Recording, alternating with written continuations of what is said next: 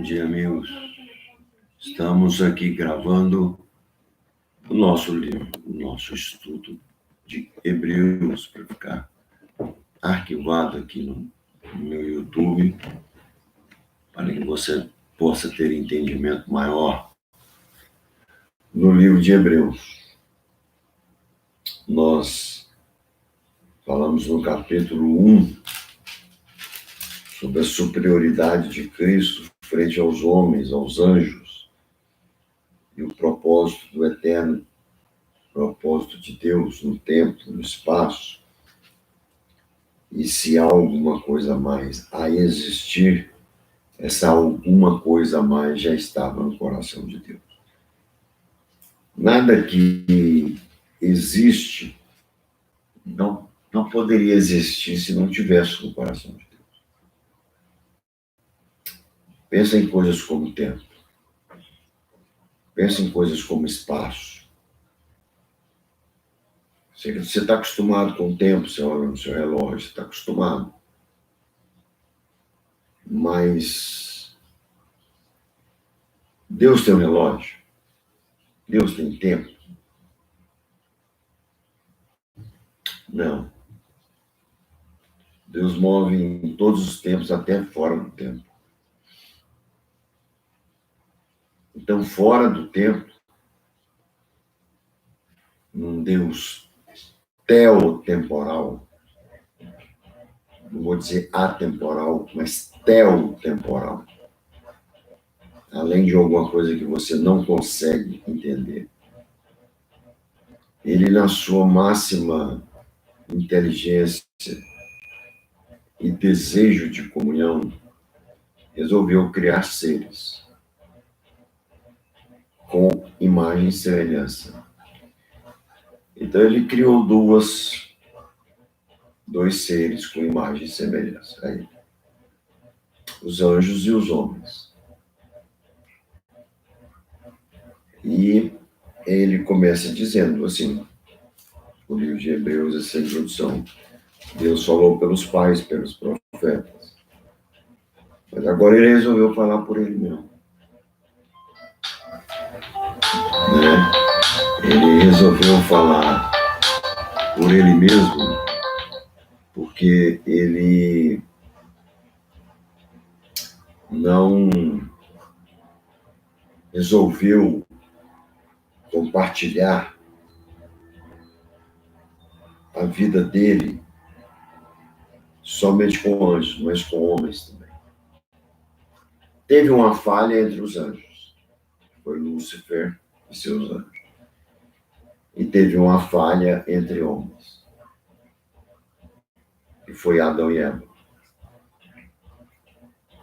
Essa falha estava prevista? Estava. Porque ninguém que é semelhante a Deus pode ter a maturidade que o Deus tem, sem lhe subir o poder, sem lhe subir o desejo de poder. O desejo de poder de Deus é transformado em amor. E o desejo de poder nosso é transformado em poder.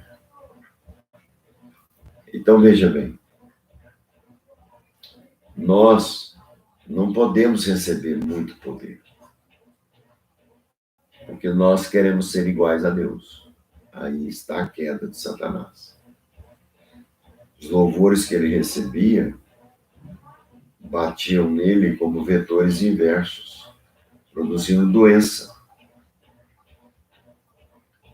Agora, os vetores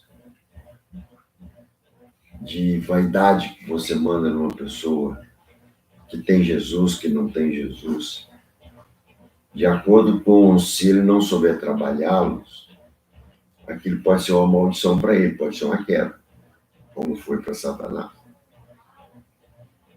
Então, os homens são presunçosos. O livro de Hebreus, então, ele começa mostrando quem é o maior. Capítulo 1, Jesus tendo feito antes da fundação do mundo já todo o plano de Deus, um mistério que nós não conseguimos explicar com totalidade,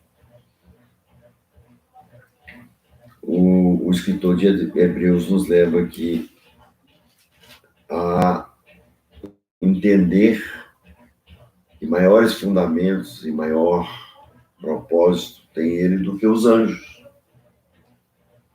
Você vê um anjo e fica maravilhado. Agora, se você vê Jesus pessoalmente, o que você não vai ficar? Se ele é muito maior do que anjo. No capítulo 2, ele fala sobre o perigo da negligência. Né? Porque se nós servimos tal aliança, a aliança de Nova Jerusalém, a aliança eterna, a aliança não ratificada por homens, mas por Deus, temos que ficar firmes. Porque Deus não falava para o homem de um descanso, que fosse um descanso que realmente ele podia descansar. O descanso eterno será celestial. Aqui nós temos uma prévia dele, que é a graça de Deus. Quando ela é derramada em nossos corações, aquela que excede o entendimento. Tem dias que você tem um sentimento assim de que você está vivendo no céu. Não sei se você já teve esse sentimento, mas tem dia que eu passo o dia inteiro assim, como se eu estivesse flutuando. Uma paz inexplicável. É dias que Deus nos dá de refrigério. Isto é o que o apóstolo Paulo chama em Filipenses 4, versículos 5, 6 e 7, a paz que excede o entendimento.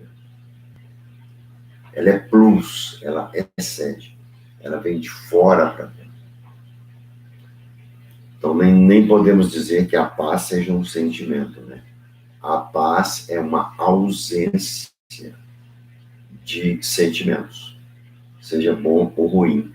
Ela simplesmente é um estágio de graça. Eu acho que ela é o pai dos sentimentos. A ação dessa paz é o amor, que é um dos principais atributos de Deus. Então, se você não tem tensão nenhuma, você fica em paz, tranquilo. Não é na paz de defunto, não. Né? Aqui jaz em paz, fulano, não. É uma paz que você olha e tudo tem paz em você. As cores estão nítidas. O entendimento está nítido. O coração não há culpa nenhuma. Não há preocupação com nada. Simplesmente você vive um íntegro momento. Essa é a paz que excede o entendimento, que está lá em Filipenses. Então ele vai trazendo, ele joga tudo isso em Hebreus, basta você souber achar. Capítulo 3, ele vai mostrar que Cristo é superior a Moisés. Também. Então, primeiro ele mostra que Cristo é superior aos seres celestiais, aos anjos, arcanjos e querubins. No capítulo 1, no capítulo 2, ele nos exorta, então, a ficarmos firmes nessa aliança. No capítulo 3, ele vai entrar diretamente para o judeu. Ele vai falar especificamente para aquele que tinha uma preocupação com Moisés. Né? Moisés é o maior herói judaico, mais do que Davi ainda. Moisés é o escritor da Torá, os 5 primeiros livros da Bíblia. Então, Moisés, ele teve um entendimento sobre humano. Ele teve a inspiração do Espírito Santo para escrever Gênesis. Ora, o livro de Gênesis, ele não é atual, não. Ele está há mais de 200 anos à frente nossa. Eu quero dizer para você que o livro de Gênesis ele é mais atual do que o livro de Apocalipse. Se você quiser pôr Gênesis aqui no começo da Bíblia, se você quiser pôr Gênesis depois do Apocalipse, você pode pôr.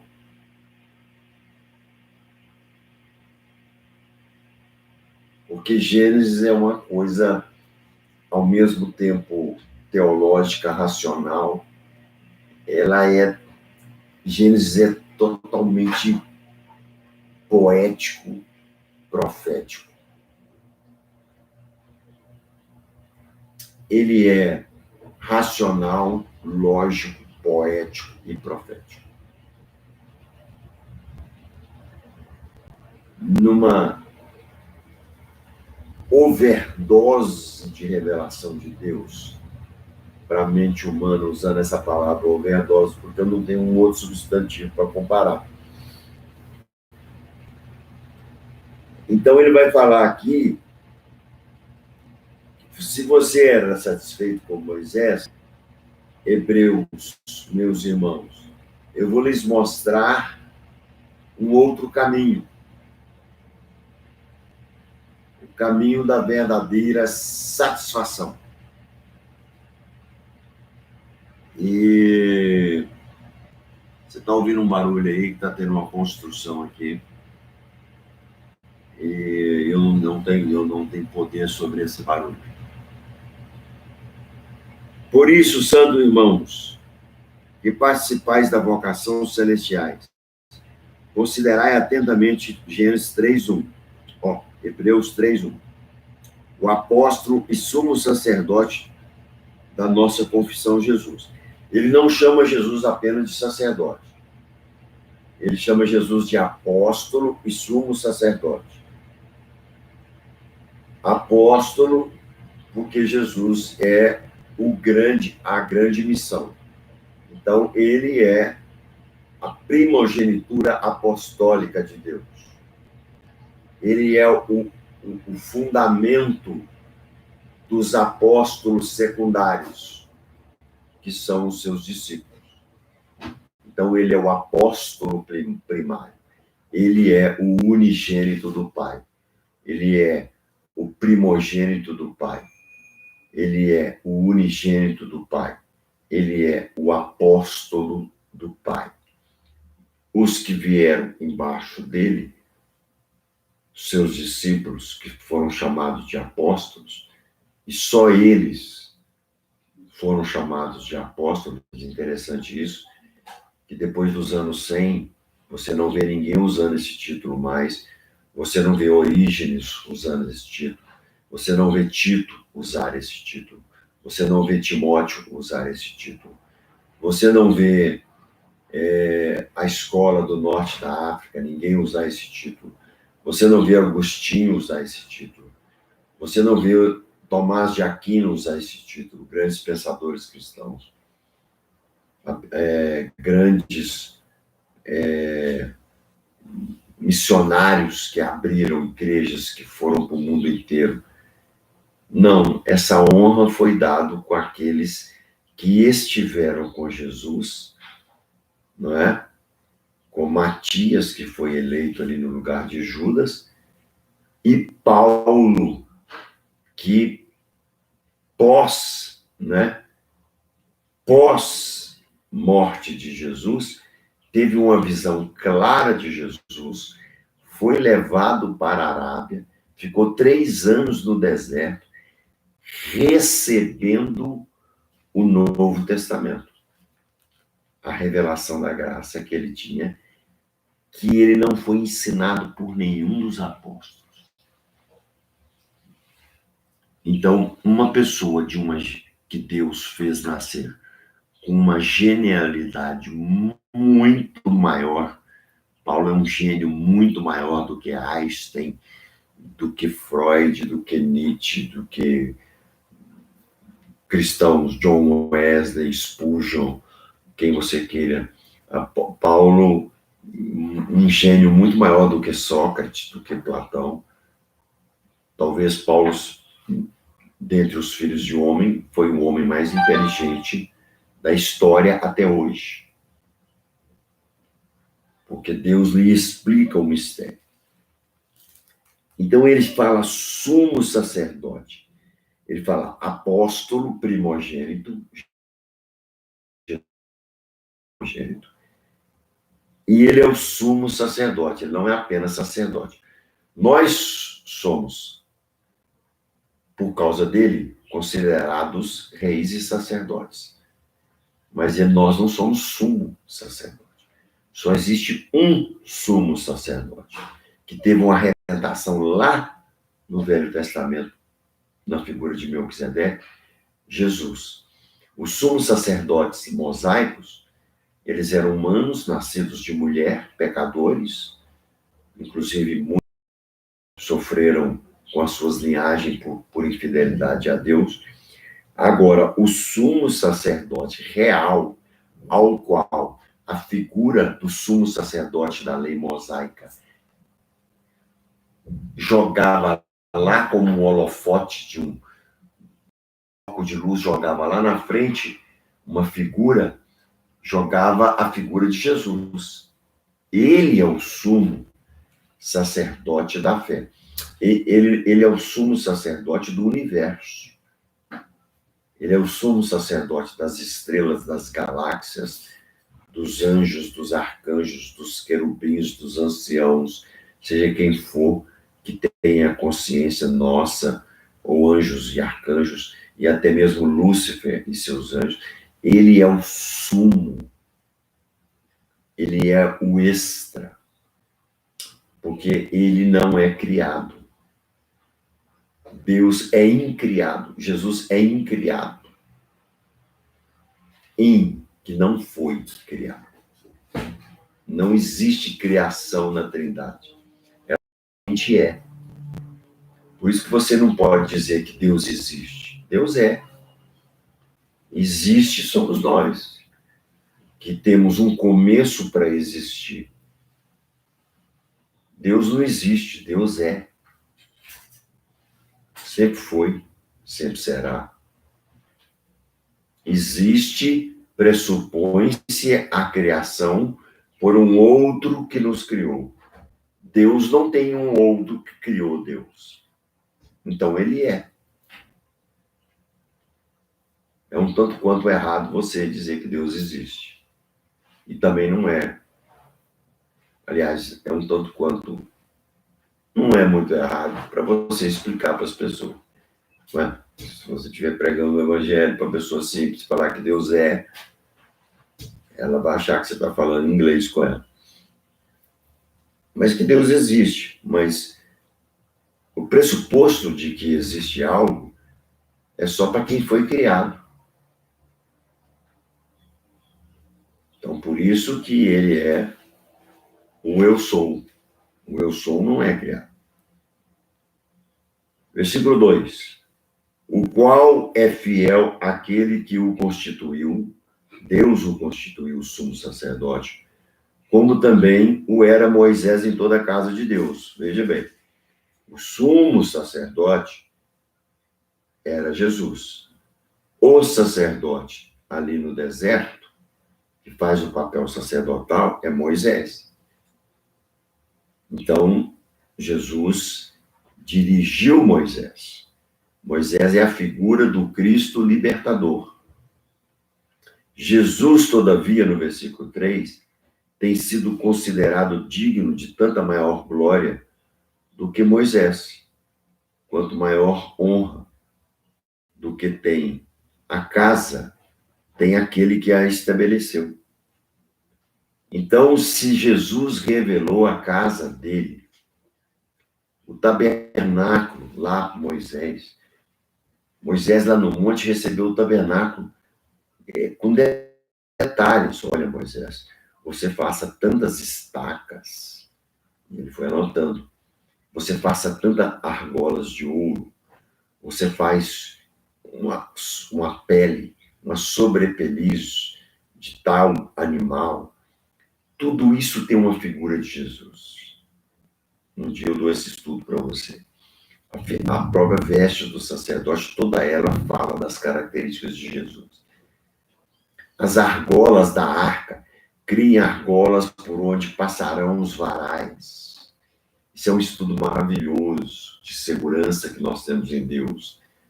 Deus sempre leva a arca dele. Deus sempre te leva nos varais das argolas que saem da arca. Eram feitos de ouro. Faça um propiciatório, que é a tampa da arca. Coloca os querubins com 6 asas. Uma tampando o rosto, por causa da glória de Deus. A outra para cima, a outra para o lado, do norte, do sul. Então foi revelado tudo para Moisés. Quando você for desmontar o tabernáculo, Moisés, a família tal dos levitas desmontam. A família tal guarda os utensílios. A família tal toca os instrumentos e canta. A família outra dos levitas são oficiais e guardadores do tesouro. Os sacerdotes tocam trombetas. Os levítanos trocam instrumentos. Existem famílias de levitas cantores, oficiais, guardadores de tesouros, guardas do templo. Então, a família dos levitas eram dividida em tudo isso. Moisés recebe tudo isso como ele deveria ter feito.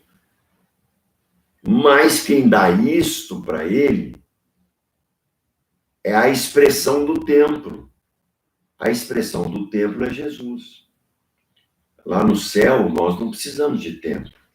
Aqui nós precisamos de estarmos em igreja, né? Somos o templo de Cristo e nós juntos formamos um grande templo para a nossa edificação e comunhão. Mas lá no céu não vai precisar disso, porque o próprio templo é Jesus. Todo o ambiente do céu, para qualquer lugar que você olhar no céu, você vai ver o trono de Deus, a Trindade. Se você passar um círculo, se seus olhos passarem um círculo de 360 graus, em 360 graus você vai ver a Trindade. Porque são dimensões diferentes. Que os seus olhos aqui só veem 3 dimensões, né? Altura, largura, né? E espaço, profundidade. E o tempo, né? Que foi colocado agora no século XX como uma outra dimensão, na teoria da relatividade. Então, você tem 4 dimensões, tem N dimensões. Entendeu? Seu olhar no céu é um olhar diferente. É um olhar, talvez, que faz uma curva.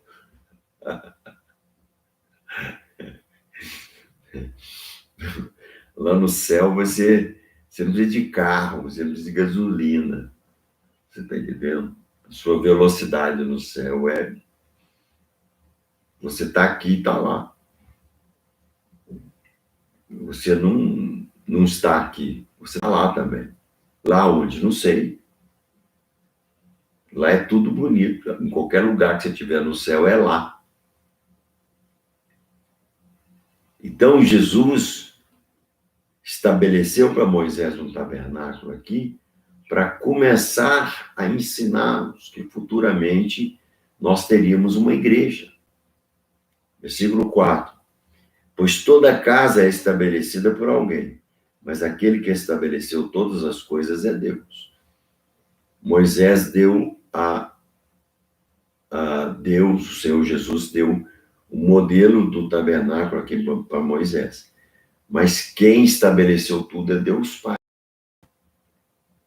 Esse tabernáculo, ele fala tudo sobre o plano de Deus.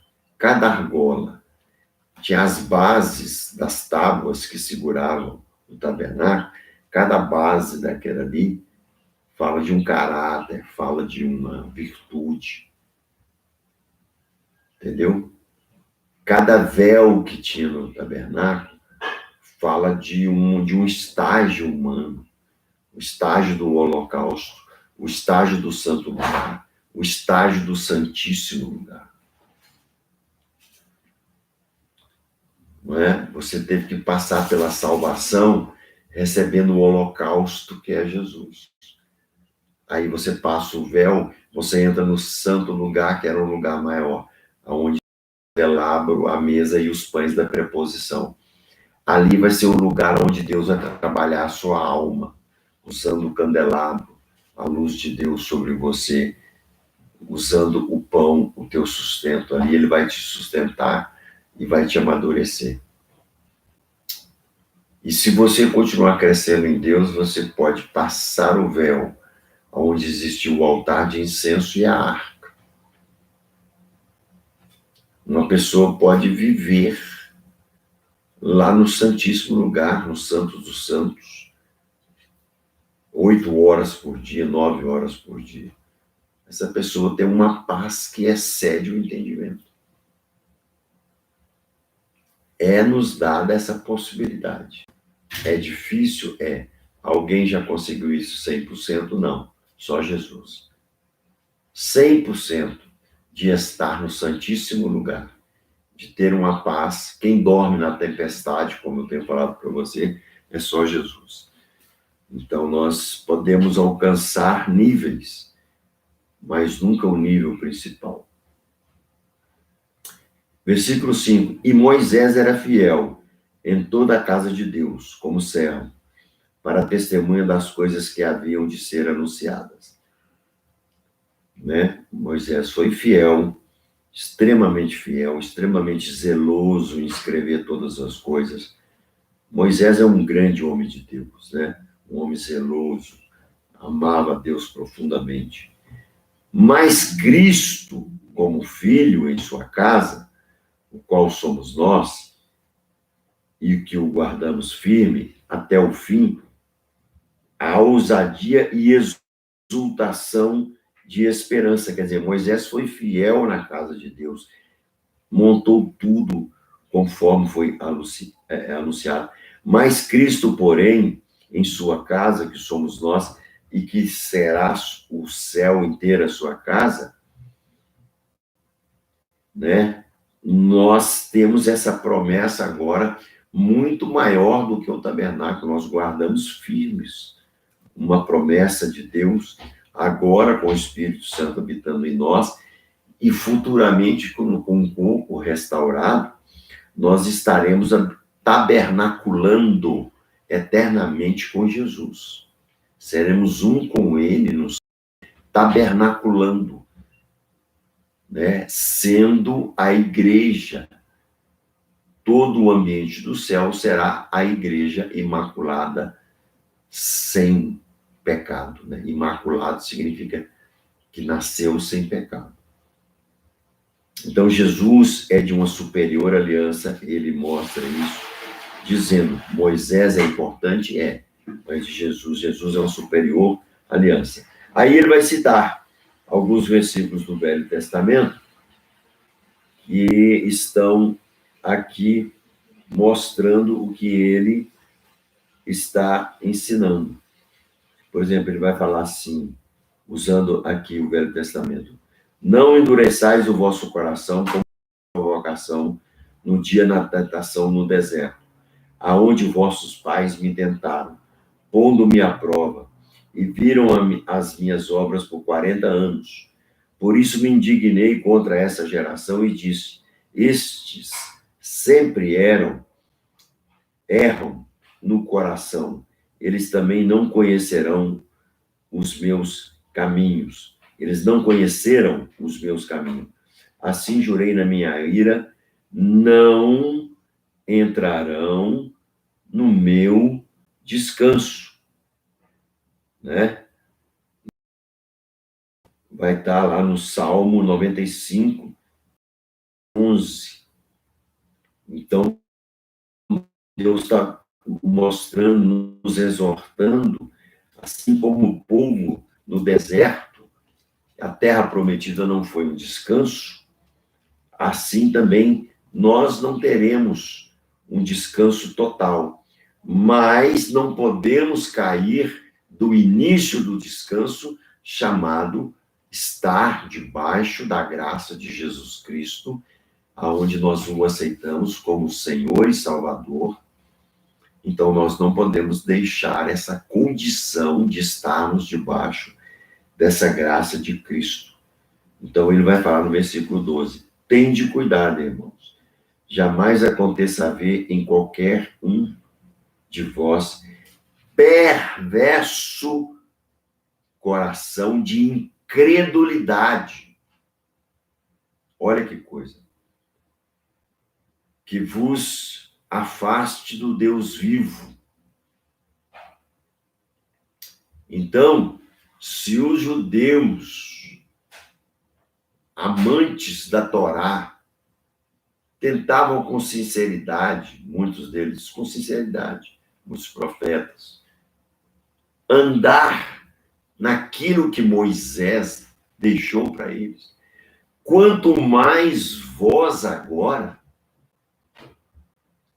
que foi revelado a vós o tabernáculo do superior sumo sacerdote, criador de todas as coisas, chamado Jesus Cristo. Se eles tiveram consequências abandonando aquela aliança, quanto mais vós agora, que foram renascidos, justificados, redimidos em Cristo Jesus, quanto mais vós jamais podereis abandonar tal aliança. Se a aliança que foi dada por homens e por anjos não poderia ser abandonada, quanto mais a aliança ratificada pelo próprio sangue de Deus. Então ele começa dizendo para os hebreus: cuidado, vocês têm muita fidelidade com Moisés, mas vocês estão esquecendo de quem criou Moisés e de quem é o dono da aliança. Porque toda a Torá e todo o Velho Testamento, os livros poéticos e proféticos, não é? Toda a Taná, o Antigo Testamento, tudo isto aponta para uma aliança aos quais vocês recusaram e bateram palmas quando ele foi escolhido para morrer na cruz. Então agora vós, hebreus, que sois salvos, lembrem disto. Se vocês eram fiéis na antiga aliança, quanto mais não deveis ser fiéis nessa nova aliança, ratificada pelo sangue de Jesus. Pelo contrário, exortai-vos mutuamente, um a um, né? Cada dia, durante o tempo que se chama hoje, a fim de que nenhum de vós seja endurecido pelo engano do pecado. Alguns hebreus, chamados judaizantes, foram endurecidos pelo engano do pecado. Aonde Paulo passava, eles passavam dizendo que os gentios tinham que guardar a lei. Deram um maior problema para Paulo, para João, para Pedro. Eram cristãos, eram salvos, mas eram judaizantes. Era um problema. E, além disso, existiram outros que aproveitaram disto para ganhar dinheiro, adulterando a palavra de Deus, como diz o apóstolo Paulo nas suas próprias epístolas. Então, no versículo 14, ele continua: porque nós temos tornado participantes de Cristo, se de fato guardarmos firme até ao fim a confiança que desde o princípio tivemos. Se permanecemos em Cristo, guardarmos a confiança com fidelidade na promessa que nós fizemos de aceitá-lo como Senhor e Salvador, ratificado pelo sangue e concluído pelo batismo nas águas. Você ganhou um novo nome. Aí ele fala assim, olha, enquanto se diz lá atrás, no Antigo Testamento, hoje, se ouvires a tua voz, não endureçai os vossos corações como foi na provocação. Que provocação que foi essa? Também o Salmo 95, 7, 8, ele narra isso. Né? Eles provocaram, os espias foram ver a terra e os trouxeram, disseram que lá é terra boa, terra maravilhosa, mas tinha gigantes. Deus não tem promessa para você que não tenha gigantes, não. Você tem que matar gigantes. Você é Davi. Você começa com o leão, depois passa por um urso e termina pisando na cabeça de Golias. Para que possamos amadurecer. Então, hoje, se ouvir, não endureça como Coré, Datão e Abirão endureceram contra Moisés e a terra engoliu eles. Não endureça como os outros 10 espias, menos Caleb e Josué. Não endureça, até mesmo o próprio passa um momento de ira desapercebido e fere a rocha.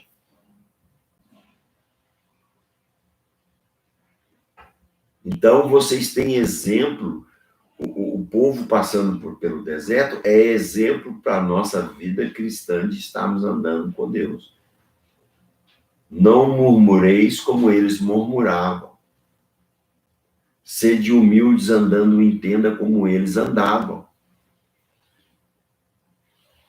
Né? Tem a festa de Sucote, que as pessoas lá em Israel habitam em tendas, para lembrar da humildade, da simplicidade, da dependência de Deus.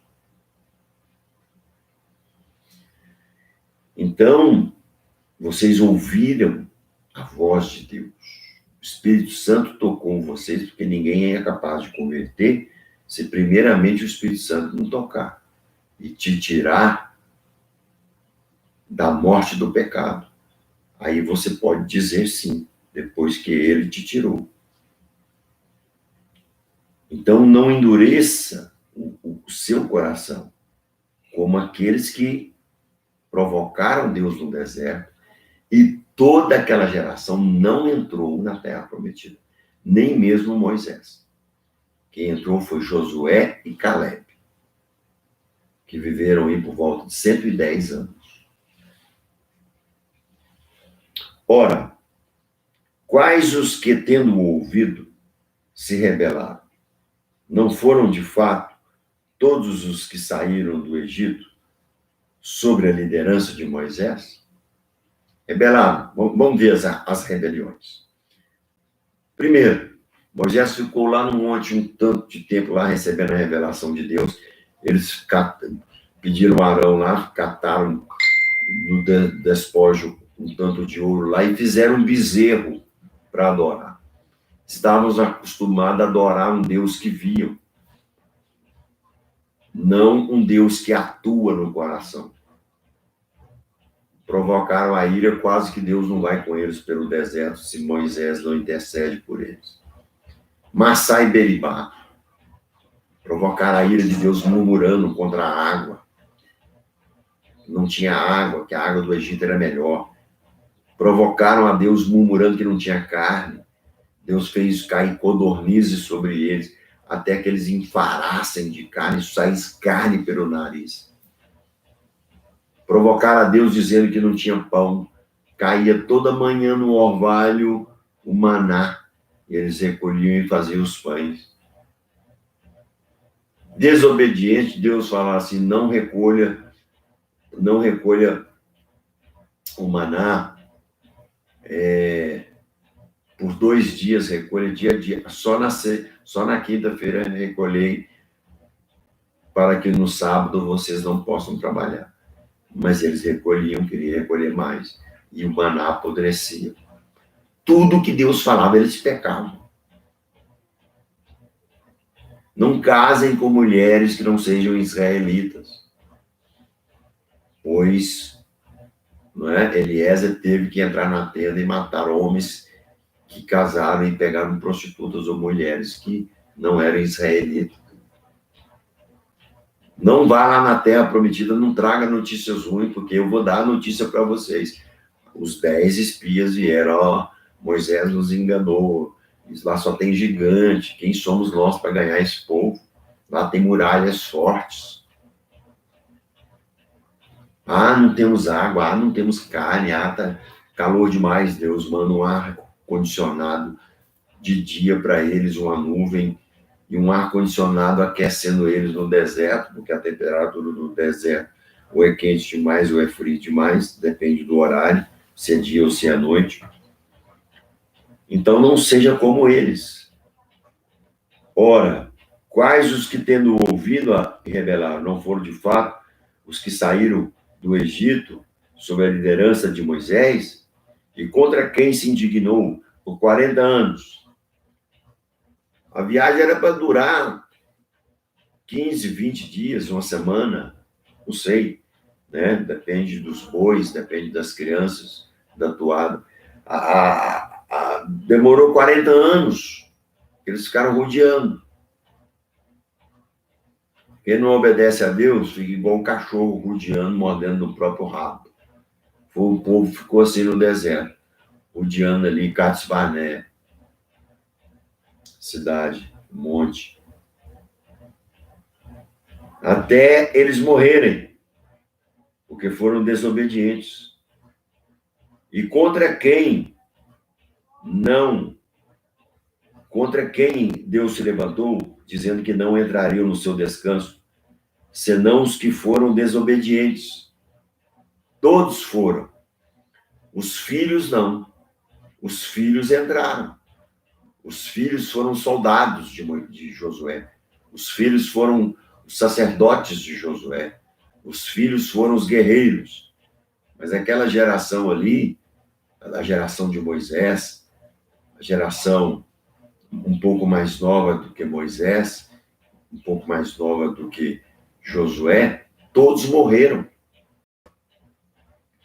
Vemos que não puderam entrar por causa da incredulidade.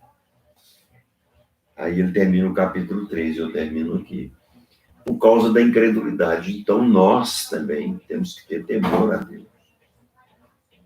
Se você começa a murmurar, cuidado, porque as promessas da terra prometida para você pode não chegar. Se você não aguarda com esperança a volta de Cristo, você pode não subir no arrebatamento. Você pode ser uma noiva imprudente. Jesus fala várias parábolas. Aquele conservo que saiu batendo nas pessoas, dizendo que o Senhor demoraria. Não, você não deve ser assim. Você deve perdoar. Assim como na parábola do administrador infiel. O Senhor perdoou ele. Parábola do juiz. Coração. Porque graça barata é a graça que fala o seguinte: não, Deus nos perdoou, eu posso pecar à vontade. Isso aí é teologicamente herético. Não, você está debaixo da graça, não é pela sua força que você consegue andar em santidade com Deus, mas é por força da graça te perdoando os seus pecados. Mas tem que ter uma decisão sua de não pecar. De não voltar para a velha vida. Porque na graça há mandamentos. E um dos mandamentos é esse.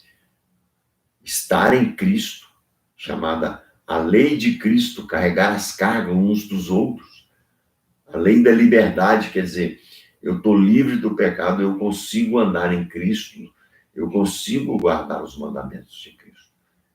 Só que eu tenho que decidir. Eu tenho que decidir, e decidir é esforço. Você não é salvo pelo esforço, você é salvo pela graça. Agora, para você manter-se em santidade, vai depender do seu esforço, da sua vontade. É isso que ele está nos chamando aqui. Não abandoneis, não murmureis, não reclame da carne, não reclame das autoridades. Coré, Datão e Abirão foram engolidos da terra porque se levantaram contra Moisés. Cuidado, você que está falando de autoridades de Deus aí constituídas por Deus, cuidado com suas críticas. Tem uns moleques aí no YouTube que leram orelhas de livros e criticam homens de Deus aí que levantaram igrejas de 30, 40 mil pessoas, e tem 27, 28 anos, acham que estão arrebentando. Não siga esses caras, não. Vai ver se eles ganharam uma prostituta para Cristo. Conheço um monte de teólogos, estudaram a vida inteira teologia e não ganharam uma pessoa para Jesus. Não levantaram uma igreja. Deus nunca falou que você seria salvo por teoria. Aliás, a teologia tem que estar junta com a teopraxia, que é a prática da teologia. Não adianta nada você ter uma exuberante inteligência teológica, filosófica, cristã, como diz a palavra de Deus. Se você vê na rua alguém com frio, com fome, e não tem coragem de estender as mãos, ir lá na sua casa pegar uma comida, pegar uma blusa e aí aquecer aquela pessoa. Né? Se tem só você para ajudar essa pessoa. Tomar cuidado hoje também, né? O cara vai pegar aquela parábola lá e vai ajudar uma pessoa que foi atropelada, pega de maneira errada, não chama o SAMU, que vai colocar o colete, vai colocar certinho. Né? Ajude, ame o próximo. Não é só isso que é amar também, não. É amar perdoando, amar sendo grato, é amar pregando o evangelho. Você, teólogo de YouTube, que prega teoria, que você lê e não tem teopraxia, você não tem autoridade. Você que tem visualizações porque falam mal de pastores, você é um hipócrita. Vai lá fazer melhor do que eles. Entende? Você é uma criança, meu querido. Você tem um potencial enorme para Deus, mas procura amadurecer. Tem muitos homens aí errados que têm grandes igrejas, mas deixa que Deus trate com os erros dele, não seja você.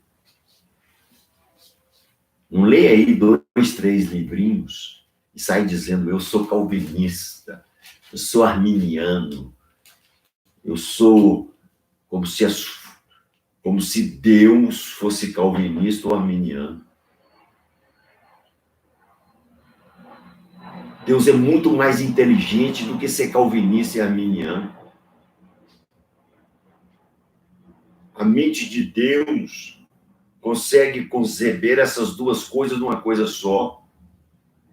Então larga de ser menino e para de discutir isso na internet, que ninguém suporta mais.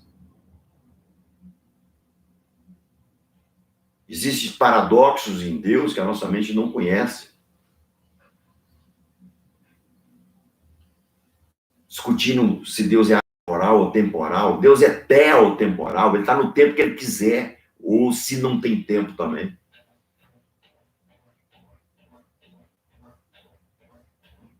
Inteligência, amigo. Se você quer ser inteligente, então vai pregar o evangelho e vai estudar. Não seja só teólogo, filosófico, teológico, e não seja só teoprático. Seja as duas coisas, se você quiser ser.